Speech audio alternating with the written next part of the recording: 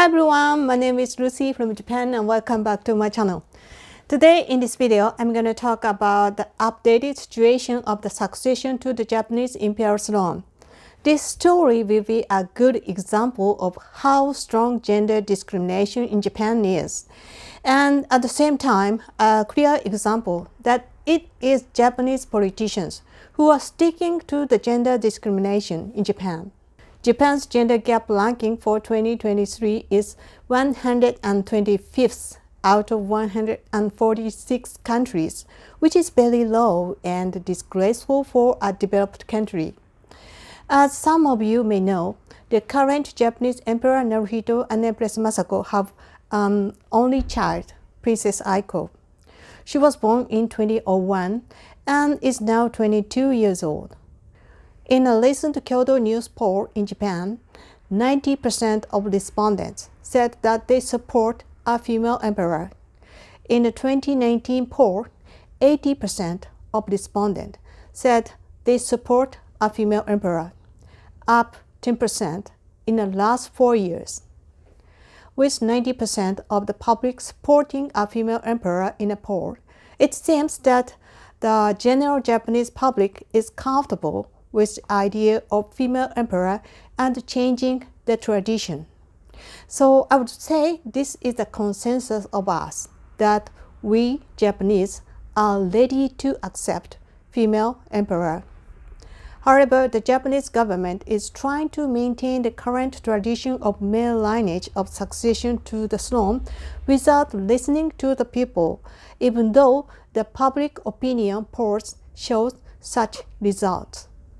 The government insistence on this makes its proposal very complicated and difficult to understand. First, the throne would pass to Emperor Naruhito's younger brother, Prince Akishino, but since Emperor Naruhito and Prince Akishino are 5 years apart in age, only Prince Hisahito would be the next generation in line to the throne. To avoid this, the proposal is being seriously considered to adopt a male descendant of a male lineage who branched off 600 years ago, not 6 years ago, but 600 years ago, and became a civilian into the imperial family. I do not think this is feasible. First of all, I wonder whether the descendant of such male descendant would be willing to become members of the imperial family, and whether their personality is clean enough to be admitted to the imperial family, and whether the adoption of a particular male into the special status of the imperial family would violate the principles of equality in the Constitution of Japan. At the same time, with regards to the current female members of the imperial family, including Princess Aiko, a proposal is being seriously considered that she remain a member of the imperial family after marriage for one generation only, and that her spouse and children are not members of the imperial family. However, since there will be a difference in status between the spouse as a members of the imperial family and as commoner, the payment of imperial family expenses and the amendment of law will be complicated. And since the children will not remain members of the imperial family, this will only be a temporary measure and will not lead to the stabilization of the imperial family. Under the current LDP proposal, if Prince Hisahito does not have a son, it will be the end of the line. Therefore, it is the Japanese government that is preventing Princess Aiko from becoming the next emperor. In my opinion, the reason for this 10% increase from past 80% to 90% in these 4 or 5 years is that Princess Aiko became an adult member of the imperial family in 2021 and has gradually begun to participate in various imperial family events and ceremonies, and that her appearance has been introduced in many official occasions, including her graduation from Gakushu University and her employment with the Japanese Red Cross March and April of this year. So since 2021, there have been many reports about Princess Aiko in the media, which enables public to know the true personality of her. In particular, I think it is these reasons that Princess Aiko have gotten a lot of public support. Number 1. She is very intelligent and well-trained to be a good emperor. She conducted a press conference without looking at her notes or manuscript for about 30 minutes at her coming-of-age first press conference. Her imposing behavior and intelligence at this press conference made us believe that she was indeed the only child of His Majesty, the Emperor.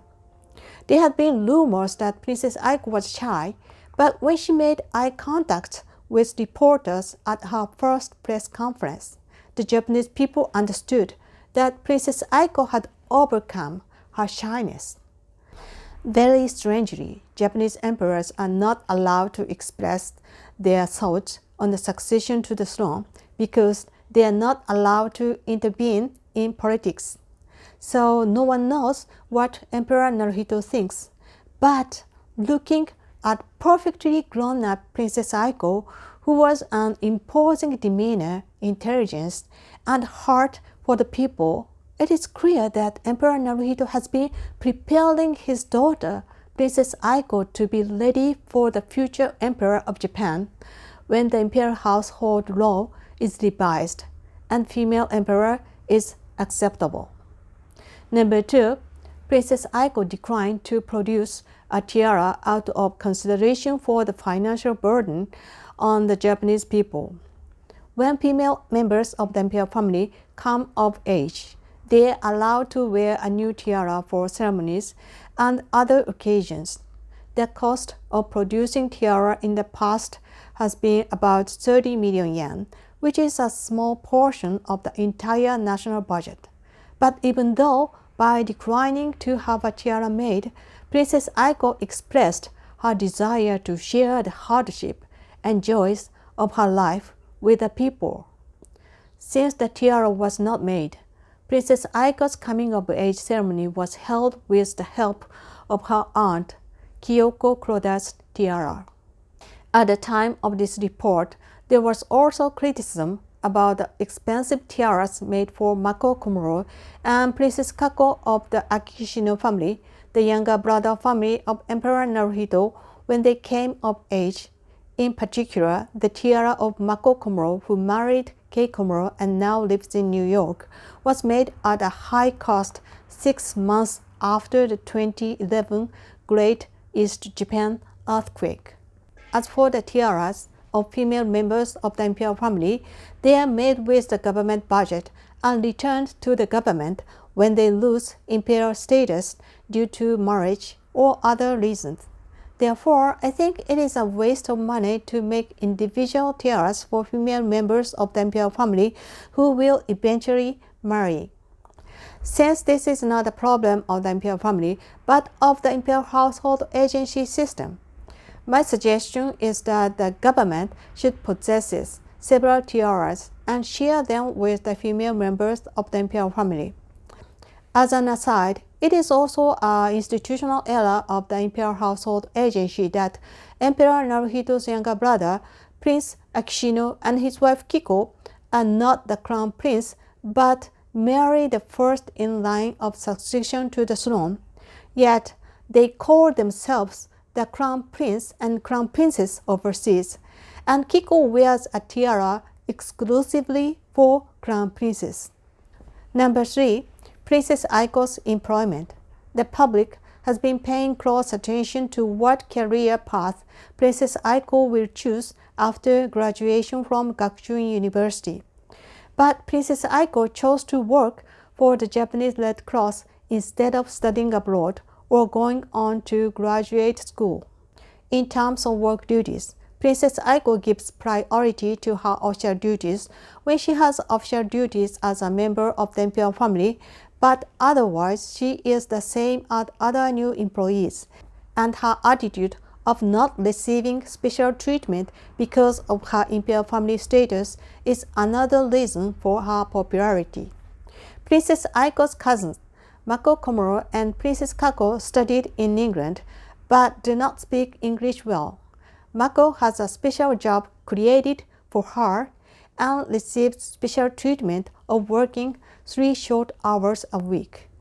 And Mako's younger sister, Princess Aiko, who will turn to 30 years old this year, has not worked for 3 years after graduating from the university, and for the past 3 years or so has been working for the Deaf Federation.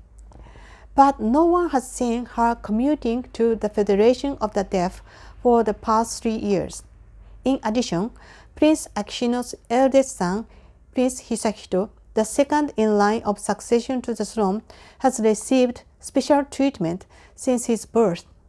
He was given special treatment all the way from kindergarten onward, and was also admitted to Tsukuba High School, which he currently attends on a special recommendation basis.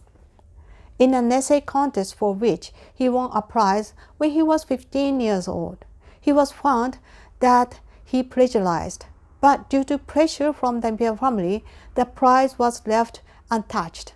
In Japan, this was treated as an omission of a reference, but in overseas, it was widely reported as plagiarism. I would say Emperor Naruhito's younger brother, Prince Akishino, and his son Hisahito, who currently hold the right to succeed the throne, are completely like a bad joke and unfit to succeed to the throne, and are extremely unpopular with the public. Princess Aiko thus possesses almost all the conditions required to be the most suitable successor to the throne, including character, mental and physical health, and intelligence. But unfortunately, under current Japanese law, Princess Aiko does not have the right to succeed to the throne. This is because there is a legal contradiction. Article 1 of the Japanese Constitution stipulates that the emperor is a symbol of Japan and of the unity of the Japanese people, and his position shall be based on the consensus of the Japanese people who have sovereignty over the country. And Article 2 of the Constitution of Japan states, the imperial throne shall be hereditary and shall be succeeded to in accordance with the imperial household law as determined by the resolution of the Diet. So the Constitution of Japan states that the imperial throne is hereditary, and there is no provisions for gender discrimination in the Constitution. But Article 1 of the imperial household law, which is subordinate to the Constitution, states that the imperial throne shall be succeeded by a male member of the imperial lineage. The Constitution and the imperial household law are inseparable. The Constitution and the imperial household law became effective after Japan's defeat in World War II in 1947. However, this article has remained intact from the 1889 Constitution of the Empire of Japan. Article 14 of the 1947 Constitution states that all citizens are equal before the law, and that there shall be no discrimination in political, economic, or social relations because of race, creed, gender, social status, or family origin. And according to the spirit of Constitution, of course, the right to the throne should be equal to gender. And according to constitutional scholars, if a law that is subordinate to the Constitution contradicts the Constitution, that subordinate law is deemed unconstitutional, which means that the imperial household law, which limits the succession to the throne to male lineage, is in violation of the Constitution and should be revised as soon as possible. Why then does the imperial household law still insist on male and male lineage succession?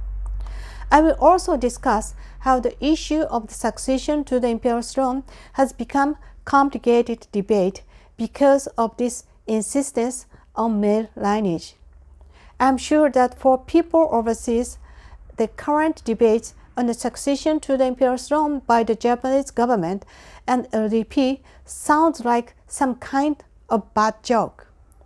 First of all, those who argue that the male line of succession under the imperial household law does not violate the Constitution seem to interpret the existence of the imperial family itself as discrimination, and that the right to the imperial throne is not included in the basic human rights.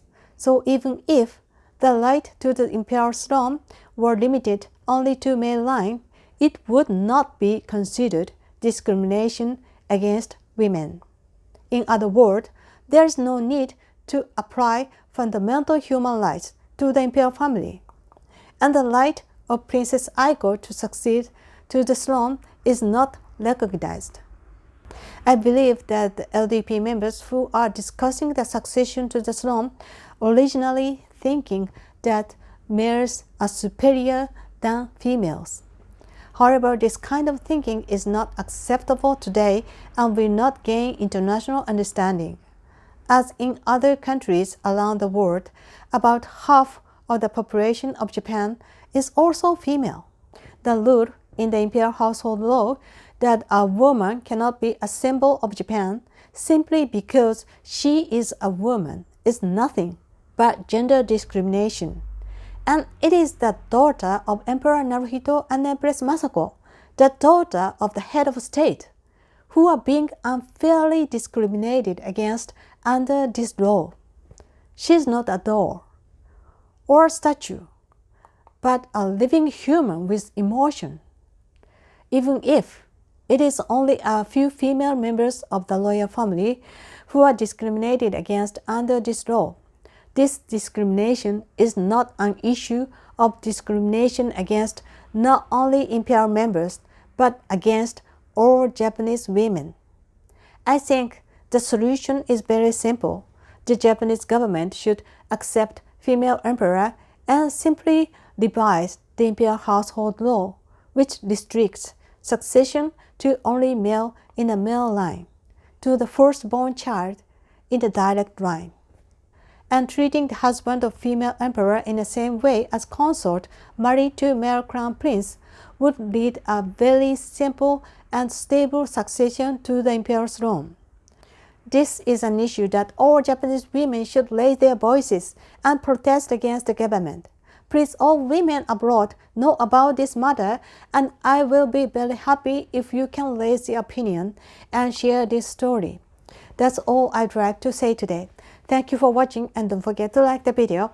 And if you want to know more truths of Japanese imperial family, please subscribe to my channel. Thank you. Thank you for watching and have a nice day. Bye-bye.